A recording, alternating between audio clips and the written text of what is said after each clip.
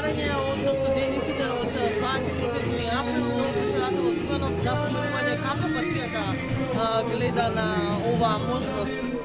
Апсолутно за нас како политичка партија е неприфатливо помилување за луѓе кои што се осудени, веќе има правосилни пресуди за нарушување на уставниот поредок. Секако и согласно закон, Ѓорги Иванов не може да ги помилува без претходна постапка во Министерството за правда. Добро знаеме дека при распишани избори, во изборна кампања не може истата постапка да тече. И вчера премиерот најави нов обид за преговори помеѓу ВМРО ДПМН и СДСМ за законот за обвинителство. Изготвена е нова верзија, има ли денеска средба, особено затоа што од ВМРО ДПМН било дека новата верзија всушност е и стара верзија, нема ништо од нивните барања.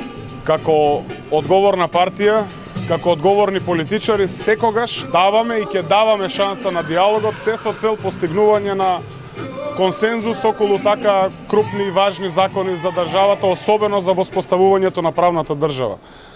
Нормално е кога се разговара за одредени такви ситуации да имаме во предвид дека не смее тоа да оди на штета на самата правна држава. Токму тоа го бара и ВМРО ДПМН, а тоа е амнестија на криминалците и на целиот криминал кој што го направија во нивното 11 годишно владење.